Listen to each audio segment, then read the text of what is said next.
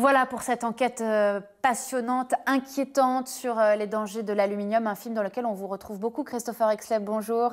Hello. Merci de nous recevoir. Je rappelle bien sûr que vous êtes un des grands spécialistes de l'aluminium, toxicologue, et on a eu envie de venir vous rencontrer ici, chez vous, là où vous travaillez, dans ce gigantesque campus universitaire de Kiel, près de Manchester, en Angleterre. Alors, première question, on a vu ensemble ce film et on se dit qu'on est sans doute au bord d'une catastrophe sanitaire considérable avec l'aluminium. Est-ce que c'est une catastrophe comparable peut-être à ce qu'on a connu en France, en Allemagne avec l'amiante ? Il y a effectivement des ressemblances avec l'amiante. L'une d'entre elles, c'est que dans le cas de l'amiante, on avait affaire à quelque chose qui se passait un petit peu à l'arrière-plan et qui tout d'un coup est venu au premier plan. Et lorsqu'on a compris de quoi il s'agissait, lorsqu'on a vu les liens entre l'amiante et la maladie, on a réagi. Avec l'aluminium, il se passe effectivement quelque chose à l'arrière-plan. Alors, est-ce que ce quelque chose agit sur telle ou telle maladie? On sait bien entendu le lien qu'il y a avec la maladie d'Alzheimer, par exemple, ou plus récemment on a découvert des liens avec le cancer du sein. Il y aura peut-être d'autres maladies, moins bien connues. Mais ce qui est plus important, c'est que l'aluminium se trouve encore à l'arrière-plan et il se peut qu'il agisse de manière qu'on n'a pas encore tout à fait bien comprise ou même constatée dans bien des cas. Donc, il y a des différences. Il ne faut pas faire de sensationnalisme et de dire qu'il y a un scandale par rapport à telle ou telle maladie. Il y a certes un scandale.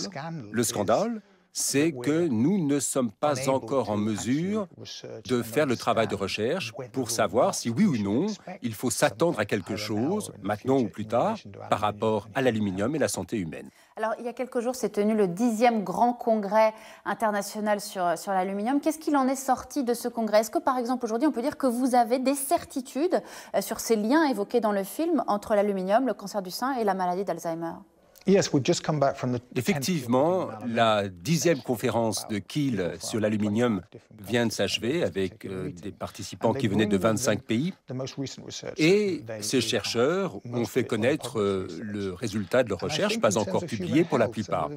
Pour ce qui est de la santé publique, ce qui est assez intéressant cette fois-ci, c'est que pour ce qui concerne le rapport entre l'aluminium et le cancer du sein, et là on en est encore au tout début de la recherche pour savoir si oui ou non il y a un lien. Mais là, à la réunion de Kiel, nous avons compilé toute la recherche qui se fait dans le domaine. Donc il y a 4 ou 5 grands groupes qui travaillent sur la question. Et ce qui était tout à fait intéressant pour moi qui travaille dans le domaine, c'est d'écouter et de confronter ces points de vue. Je crois que pour la première fois, j'ai pu apprécier ce qui se passait et voir qu'effectivement, il y a peut-être un lien entre l'aluminium et le cancer du sein. Pas simplement un lien indirect, mais peut-être un mécanisme par lequel l'aluminium intervient. Alors justement, c'est l'une de mes questions. Première question, est-ce qu'elle est importante aujourd'hui, cette communauté scientifique internationale qui travaille sur l'aluminium? Et surtout, est-ce qu'elle a assez de moyens? Puisque vous dites que vous n'en êtes qu'au tout début. Parlons de moyens. Il y a une chose dont nous ne manquons pas, c'est les hypothèses, c'est les idées qu'il faut mettre à l'épreuve. Nous avons toutes sortes d'explications possibles que l'on veut apporter au laboratoire. Ce qui nous manque cruellement, effectivement, c'est le financement. Et la famille de l'aluminium, j'appelle ça une famille parce que nous ne sommes pas très nombreux dans le monde. Il y a peut-être 400, 500 groupes dans le monde entier qui étudiaient l'aluminium et qui sont venus à la réunion de Kiel.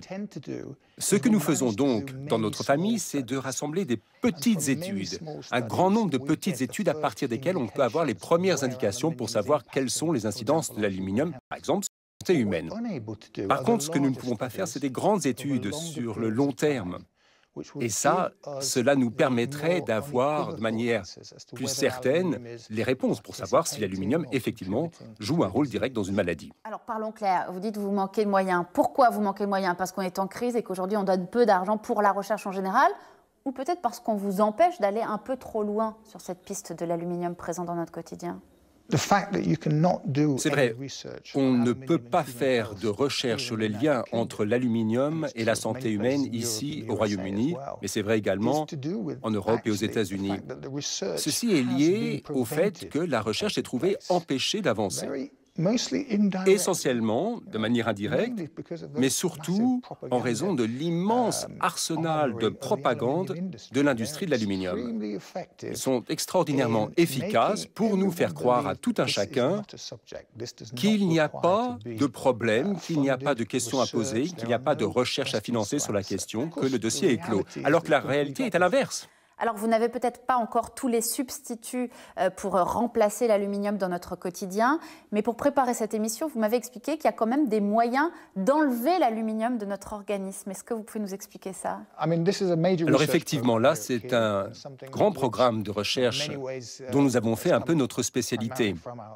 Nous avons constaté une relation tout à fait intéressante entre les objets, les êtres vivants, la chimie, le silicium et l'aluminium. Ce que nous avons constaté dans notre travail de recherche, qui a d'ailleurs été illustré dans le film sur les poissons, c'est que le silicium protège contre la toxicité de l'aluminium. Ce que nous avons constaté depuis, c'est que si l'on boit de l'eau minérale enrichie en silicium, en fait, n'importe quelle eau minérale avec une forte teneur en silicium, plus que 30 mg par litre, eh bien, on produit l'aluminium dans ses urines, donc on élimine par la voie urinaire l'aluminium. Donc nous sommes tout à fait certains que l'une des façons de nous protéger contre l'aluminium dans l'environnement quotidien, ce que tout le monde peut faire de manière non invasive, c'est de boire de l'eau minérale à forte teneur en silicium. C'est tout simple et c'est très efficace. En regardant le film, on se dit déjà que l'aluminium est partout dans les produits pharmaceutiques, dans les produits cosmétiques. Mais il y a des choses que le film ne dit pas et que vous nous avez expliquées pour préparer cet entretien. L'aluminium, aujourd'hui, il est aussi présent dans le thé, par exemple, dans les cigarettes et même dans certains laits de substitution pour bébés. C'est ça, les recherches en cours, les derniers produits comme ça où vous avez identifié des traces d'aluminium? Alors effectivement, le thé, c'est un exemple classique. On sait que les plantes de thé absorbent de fortes quantités d'aluminium par les racines.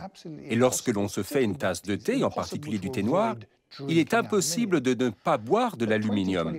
Alors il y a 20 à 25 ans, on nous disait que lorsque l'on buvait du thé, eh bien l'aluminium traversait le corps et disparaissait dans les selles. Donc pas de danger. Or, ce que nous avons constaté dans notre étude, qui n'a pas encore été publiée, c'est que, et là on s'intéressait à des sujets sains, des étudiants ici à Kiel, une quarantaine d'étudiants. Eh bien, chez ces étudiants qui buvaient beaucoup de thé, on a retrouvé de fortes quantités d'aluminium éliminées dans les urines, ce qui veut dire que l'aluminium entre dans le système, passe par les reins, est éliminé donc par les urines.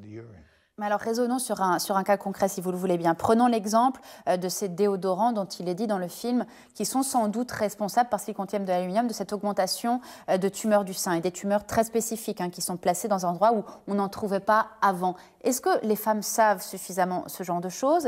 Et il faudra combien encore de morts par cancer du sein pour qu'enfin on enlève l'aluminium des déodorants ou qu'on retire ces déodorants de la vente? Voyez-vous, le problème qui se pose ici ne se pose pas au niveau du public, mais au niveau des personnes qui sont censées représenter le public.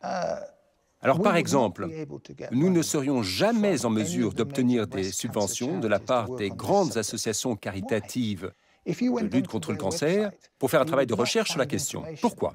Eh bien, si vous allez sur leur site Internet, vous ne trouverez aucune information concernant le lien entre l'aluminium et le cancer du sein. Il en va de même des autres maladies, la maladie d'Alzheimer par exemple. Or, notre recherche montre justement ces liens et des façons de se protéger contre ces substances. Lorsqu'on leur demande leur avis à ces fondations, ces associations, eh bien, elles disent non, ça n'est pas très intéressant. Donc, ces personnes qui sont censées protéger le public, informer le public, les personnes qui pourraient être concernées, eh bien, ces organismes ne prennent pas nos questions au sérieux. On ne sait pas pourquoi, on ne connaît pas leur motivation. Mais tant qu'on n'aura pas ce soutien de la part de ces associations, eh bien, on n'avancera pas. Le public se tourne vers ces associations pour être conseillé. Et le public se dit que ces associations vont s'intéresser à toutes les causes des maladies, pas seulement telle ou telle cause. Or, ça n'est pas le cas. Et donc, le problème qui se pose, ce n'est pas un manque d'information. Le problème, c'est que les personnes qui sont en position de prendre des décisions ne s'intéressent pas à ces questions Ils prennent un point de vue, disons, historique par rapport à la question et éliminent la réalité. Ils ne sont pas informés alors qu'ils sont censés donner des conseils informés, éclairés. Et c'est ça le problème. Nous faisons tout ce que nous pouvons pour informer ces gens-là. Il ne s'agit pas de faire de sensationnalisme, dire simplement des informations brutes basées sur la science. Pour conclure, Christopher Exley, on a bien compris quand on vous écoute qu'on vit à l'heure, à l'âge, dans l'ère de l'aluminium et que ça ne va pas s'arrêter de sitôt. Mais est-ce que vous, quand vous rêvez, vous vous dites que peut-être quand même, je ne sais pas, dans un demi-siècle, un siècle, on va en sortir définitivement parce qu'on sera devenu conscient, éveillé sur les dangers de l'aluminium dans notre quotidien? Vous savez, l'aluminium est le métal le plus abondant dans l'écorce terrestre. Or, la Terre s'accommode très bien, en tout cas théoriquement, de la présence de l'aluminium, même si nous savons que l'aluminium, dans bien des cas, est très toxique.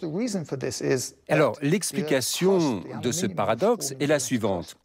L'aluminium présent dans l'écorce terrestre est parfaitement inoffensif, puisqu'il est présent sous une forme de silicate.